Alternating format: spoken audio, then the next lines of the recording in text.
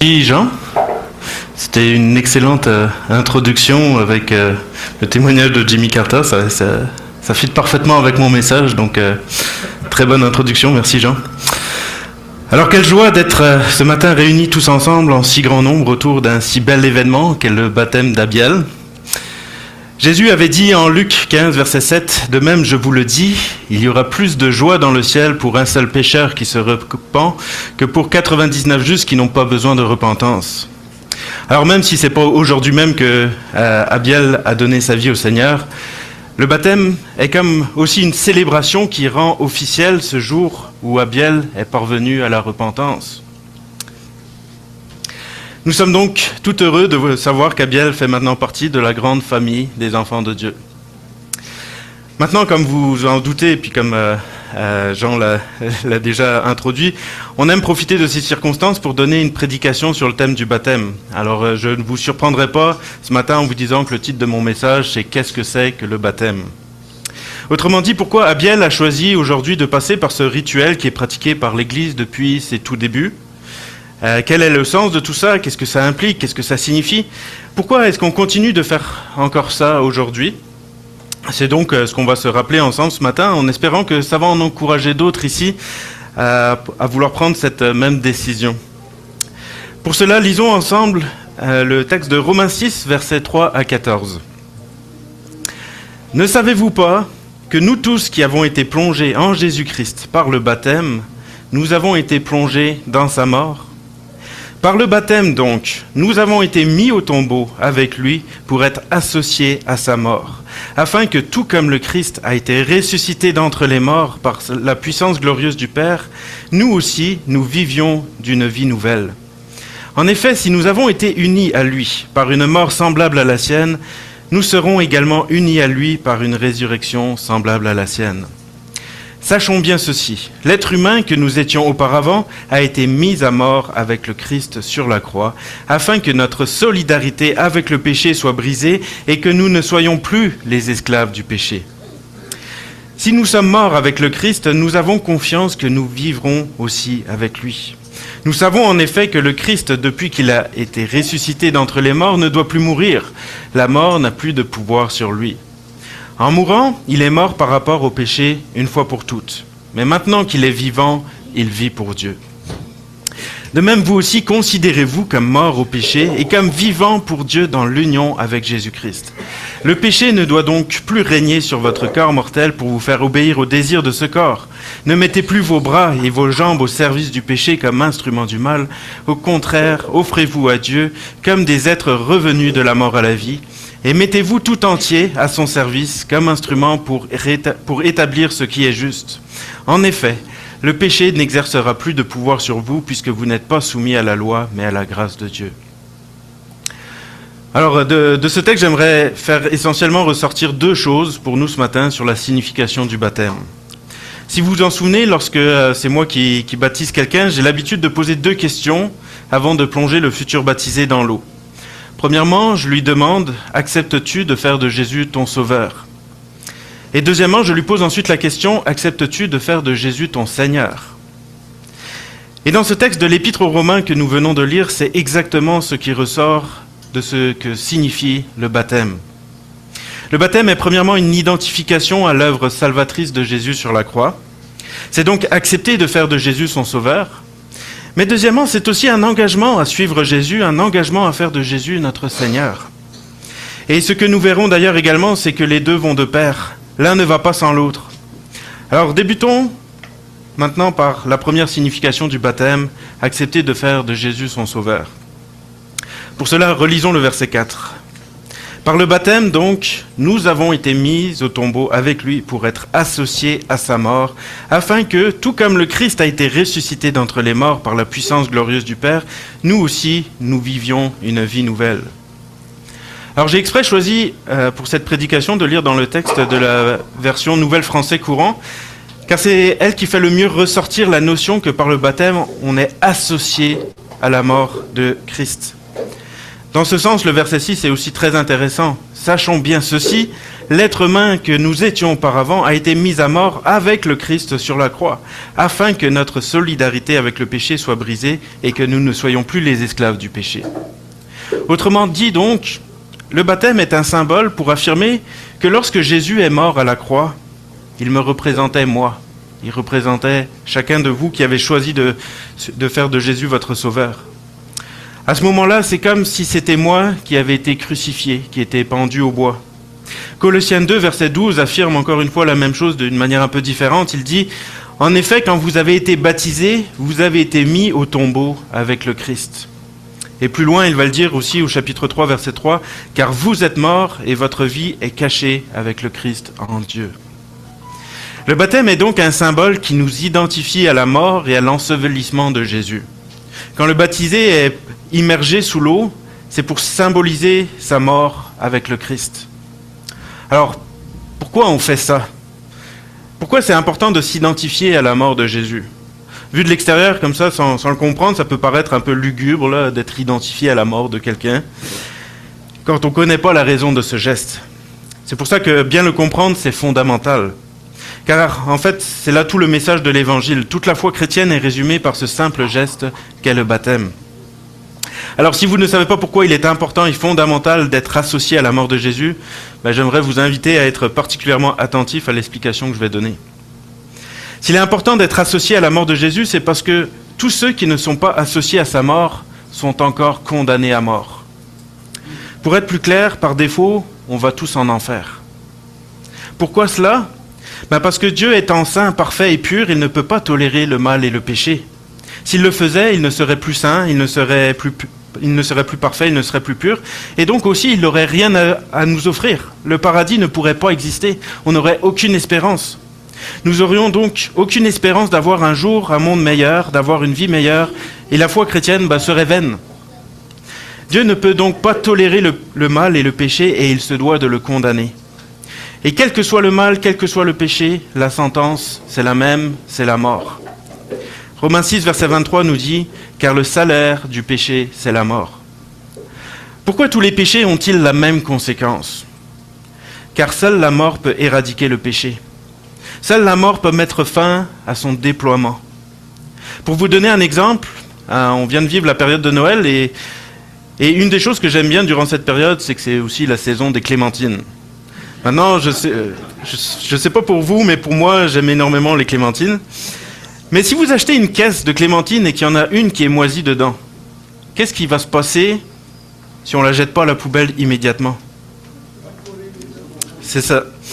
La moisissure va contaminer toutes les autres clémentines. Même si la clémentine ne serait-ce qu'une petite tache, dès que celle-ci entre en contact avec une autre, elle va la contaminer. Autrement dit, ce n'est pas la grosseur de la tache de la moisissure qui va faire qu'il y a contamination ou non. Si une clémentine est atteinte par la moisissure, quelle que soit la grosseur de la tache, elle va transmettre cela à tous ceux avec qui elle va être en contact. C'est pour ça que face à l'immoralité des chrétiens de Corinthe, Paul va leur dire de juger les situations d'immoralité dans l'Église pour éviter que ça se répande. Et en 1 Corinthiens 5, verset 6, il va comparer le péché au levain qu'on utilise pour faire gonfler le pain. Vous le savez bien, un peu de levain fait lever toute la pâte. Purifiez-vous donc, éliminez ce vieux levain pour que vous deveniez semblable à une pâte nouvelle et sans levain. Au passage, le levain, comme la moisissure des clémentines, sont tous les deux des champignons. L'illustration, c'est donc la même. Le mal, c'est comme un champignon qui ne fait que de se répandre, se reproduire, se reproduire, se reproduire. C'est pourquoi il doit être totalement éradiqué et que le seul moyen de s'en débarrasser, c'est la mort.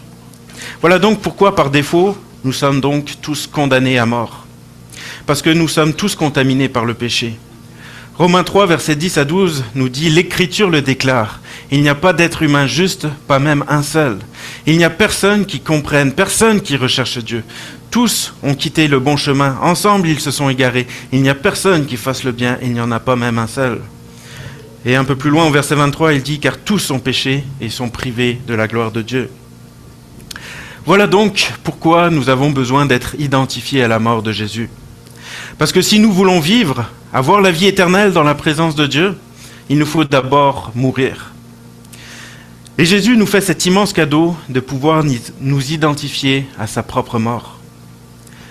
Mais pour pouvoir nous identifier à sa propre mort, la première des choses à faire, c'est déjà de reconnaître qu'on a besoin de mourir, de reconnaître qu'on est atteint par le péché, puis qu'on a besoin de payer la condamnation, de subir la condamnation. Autrement dit, nous avons besoin de reconnaître que nous ne sommes pas justes, mais que nous sommes pécheurs. Nous avons besoin de reconnaître et de comprendre que nous méritons cette mort-là, que nous méritons l'enfer. Et c'est cela la conversion.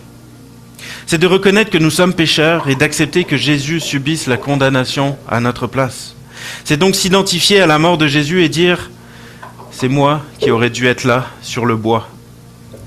Mais merci Jésus, j'accepte et te remercie de l'avoir fait à ma place. » Le baptême vient donc représenter cela. Ce n'est pas le baptême qui nous sauve, mais c'est une démonstration extérieure et visible d'une réalité spirituelle qu'on a vécue intérieurement.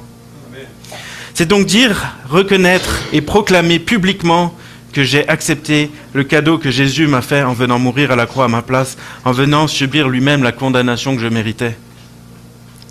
Eh bien évidemment, ce symbole ne s'arrête pas ici, puisque nous ne restons pas sous l'eau au point de nous noyer. Je te rassure, Abiel, tu vas ressortir. Comme le Christ est ressuscité des morts, de la même manière, nous ressortons vivants du dessous de l'eau. Ainsi, le baptême est également un symbole de notre résurrection avec le Christ à une vie nouvelle. Et c'est ainsi que Paul peut alors dire aux Éphésiens, au chapitre 2, versets 4 à 10, « Mais Dieu est riche en compassion. Son amour pour nous est tel que lorsque nous étions que nous étions comme morts à cause de nos fautes, il nous a fait revivre avec le Christ. C'est par la grâce de Dieu que vous avez été sauvés. Dans notre union avec Jésus-Christ, Dieu nous a ressuscités avec lui pour nous faire régner avec lui dans les cieux. Par la bonté qu'il nous a manifestée en Jésus-Christ, il a démontré que tous les siècles à venir, la richesse extraordinaire de sa grâce. Car c'est par la grâce de Dieu que vous avez été sauvés au moyen de la foi. Ce salut ne vient pas de vous, il est un don de Dieu.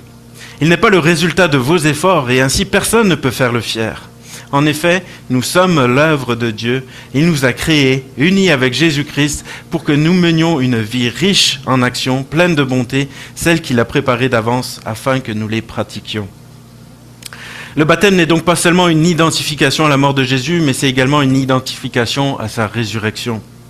C'est donc un symbole de notre nouvelle naissance, un symbole de la vie éternelle qu'on obtient à notre conversion. Et comme nous l'avons vu dans le dernier verset, si nous sommes morts avec Jésus à la croix pour nos péchés, ce n'est pas pour qu'après notre conversion, on continue de vivre notre vie de la même manière. Jésus nous offre cette vie nouvelle pour que nous menions une vie riche en actions, pleine de bonté, celle qu'il a préparée d'avance afin que nous les pratiquions, on vient de lire tout à l'heure. Et c'est donc pour cela que le baptême est un témoignage public, que nous ne faisons pas simplement de Jésus notre Sauveur, mais que nous voulons aussi faire de lui notre Seigneur. Donc c'est là mon deuxième point, accepter de faire de Jésus son Seigneur. Relisons maintenant notre texte à l'étude avec ce nouvel éclairage. Par le baptême donc, nous avons été mis au tombeau avec lui pour être associés à sa mort, afin que, tout comme le Christ a été ressuscité d'entre les morts par la puissance glorieuse du Père, nous aussi nous vivions une vie nouvelle. En effet, si nous avons été unis à lui par une mort semblable à la sienne, nous serons également unis à lui par une résurrection semblable à la sienne. Sachons bien ceci, l'être humain que nous étions auparavant a été mis à mort avec le Christ sur la croix, afin que notre solidarité avec le péché soit brisée et que nous ne soyons plus esclaves du péché. Car celui qui est mort avec le Christ devient juste et s'éloigne du péché. Si nous sommes morts avec le Christ, nous avons confiance que nous vivrons aussi avec lui. Nous savons en effet que le Christ, depuis qu'il a été ressuscité d'entre les morts, ne doit plus mourir. La mort n'a plus de pouvoir sur lui. En mourant, il est mort par rapport au péché une fois pour toutes, mais maintenant qu'il est vivant, il vit pour Dieu. De même, vous aussi, considérez-vous comme mort au péché et comme vivant pour Dieu dans l'union avec Jésus-Christ. Le péché ne doit donc plus régner sur votre corps mortel pour vous faire obéir aux désirs de ce corps. Ne mettez plus vos bras et vos jambes au service du péché comme instrument du mal. Au contraire, offrez-vous à Dieu comme des êtres revenus de la mort à la vie et mettez-vous tout entier à son service comme instrument pour établir ce qui est juste. En effet, le péché n'exercera plus de pouvoir sur vous puisque vous n'êtes pas soumis à la loi mais à la grâce de Dieu. Ce que nous dit donc ce passage, c'est que notre nouvelle naissance est un nouveau départ. La Bible parle justement d'une nouvelle naissance. Il y a quelques jours, on vient de fêter la nouvelle année. Et comme chaque année, le monde a l'habitude de prendre de nouvelles résolutions, n'est-ce pas? Pourquoi on fait ça? Parce qu'on a tous soif de prendre un nouveau départ, de ne plus faire les mêmes erreurs qu'on a fait les années précédentes, de faire mieux cette année. En gros, on veut oublier notre passé et recommencer la nouvelle année en faisant mieux. Il devrait en être exactement la même chose de notre nouvelle naissance. Si nous avons réalisé que nous étions perdus et que nous avons besoin d'un sauveur, cette nouvelle naissance devrait marquer aussi un nouveau départ avec le désir de ne plus agir de la même manière qu'avant, n'est-ce pas? Autrement, on pourrait douter de la sincérité de notre repentance et donc de notre conversion. Si avant nous étions des enfants de colère, nous agissions comme tels, mais maintenant que nous sommes devenus enfants de Dieu, nous ne sommes plus appelés à agir comme des enfants de colère, mais comme des enfants de Dieu. Relisons les versets 12 et 13, mais cette fois-ci dans la version parole vivante. Ne permettez donc plus au péché d'exercer sa domination sur votre corps mortel, ni de se servir de vos membres pour vous asservir à ses convoitises. Son règne sur vous est fini. Refusez donc de lui obéir et de céder aux désirs de vos passions. Vous n'avez plus le droit de mettre vos membres à la disposition du péché, ni de placer vos facultés à son service. Il s'en servirait comme arme contre Dieu. Présentez-vous plutôt vous-même à Dieu et placez-vous une fois pour toutes à sa disposition. Offrez-vous entièrement à lui. N'avez-vous pas été arraché à une mort certaine et ressuscité à une vie nouvelle? Consacrez donc vos facultés au service de Dieu et faites de vos membres des instruments de sa volonté. Remettez-les entre les mains de Dieu afin qu'il s'en serve comme arme pour accomplir ses desseins. Et un peu plus loin, Paul va aussi continuer au verset 17 et 18. « Dieu soit loué, si jadis vous étiez les esclaves du péché, vous avez maintenant obéi de tout cœur à l'enseignement que vous avez reçu. Vous vous êtes volontairement affranchis, volontairement soumis au modèle présenté par la doctrine qui vous a été transmise. À présent, affranchis de votre ancien maître, le péché, vous êtes entrés au service de ce qui est juste, autrement dit, de votre nouveau maître, du Seigneur. » Le baptême est donc aussi une proclamation publique pour affirmer que nous avons maintenant fait ce choix de ne plus mettre nos membres au service du péché, mais de le mettre à la disposition du Seigneur pour sa gloire. Alors, est-ce que ça veut dire qu'on y arrive tout de suite? Non. Je veux dire, il y a des choses qui sont assez radicales à notre conversion, il y a des changements qui se font assez radicalement, mais le travail de sanctification, c'est toute la marche chrétienne. Maintenant, j'aimerais revenir à une affirmation que j'ai faite dans mon introduction. Si vous vous souvenez bien, j'ai dit que faire de Jésus notre Sauveur et faire de lui notre Seigneur sont deux actions qui vont de pair, qui sont indissociables. Et lors de mon suivi avec Abiel, nous utilisions un outil qui a été développé par un pasteur du nom de Raphaël Charrière. Et dans l'une de ses vidéos, il a fait une affirmation que j'ai beaucoup aimée. Voici ce qu'il disait. « Si Jésus est devenu ton Sauveur, c'est parce qu'il est ton Seigneur. » Je vais la répéter. « Si Jésus est devenu ton Sauveur, c'est parce qu'il est ton Seigneur. » En effet, pour pouvoir être notre Sauveur, Jésus, il a dû nous racheter. Et il l'a fait au prix de son sang versé à la croix. Quand donc nous acceptons de faire de Jésus notre Sauveur, nous reconnaissons d'un même temps sa seigneurie sur notre vie. Regardez ce que Pierre avait dit aux religieux juifs de l'époque, Actes 5, versets 30 à 32. « Le Dieu de nos ancêtres a ressuscité ce Jésus que vous aviez fait mourir en le pendant au bois de la croix. Dieu l'a élevé par sa main droite et il l'a établi comme chef et sauveur, pour donner à l'occasion au peuple d'Israël de changer de vie et de recevoir le pardon de ses péchés. Nous sommes témoins de ces événements, nous et l'Esprit Saint que Dieu a donné à ceux qui lui obéissent. » Jésus n'est donc pas seulement notre Sauveur, mais comme va le traduire la Bible parole vivante, il est même notre chef suprême. Aussi, dans ce passage, il n'est pas seulement question de recevoir le pardon de nos péchés, mais il est question de changer de vie. Les deux vont de pair. Nous ne pouvons pas séparer l'un de l'autre. D'ailleurs, comme le rappellera aussi l'apôtre Paul aux Corinthiens, désormais nous ne nous appartenons plus à nous-mêmes. 1 Corinthiens 6, versets 19 à 20. Ou bien auriez-vous oublié que votre corps est le sanctuaire même du Saint-Esprit qui vous a été donné par Dieu et qui maintenant demeure en vous? Vous n'êtes donc plus les maîtres de votre corps et vous ne pouvez pas en disposer à votre gré. Vous ne vous appartenez plus à vous-même. Car c'est à un grand prix que vous avez été rachetés. Honorez donc Dieu et rendez-lui gloire par votre corps même, aussi bien que par votre esprit, car tous deux appartiennent à Dieu. Jésus peut donc être notre Sauveur parce qu'il nous a rachetés, parce que nous lui appartenons et donc parce qu'il est notre Seigneur. Jésus nous a rachetés du pouvoir du péché qui nous maintenait dans l'esclavage et qui nous emmenait vers la condamnation. Si Jésus nous a rachetés, notre maître, ce n'est plus le péché, c'est Jésus-Christ lui-même. Nous lui appartenons et donc maintenant, c'est plus le péché qu'on doit servir, c'est Jésus. Mais Jésus ne nous demande pas de le servir à la manière humaine où toutes les corvées sont données aux esclaves pour que leur maître puisse la couler douce et vivre dans le confort. Non, notre maître à nous, Jésus, c'est celui qui s'est lui-même abaissé pour venir sur la terre mourir pour nous et laver les pieds de ses disciples. Le service que Jésus nous demande aujourd'hui, c'est juste de partager ce que nous avons nous-mêmes reçu de sa part, c'est-à-dire un amour profond et sacrificiel. Ce que Jésus nous demande comme service, c'est simplement d'être dans l'amour envers lui-même et envers chaque être humain.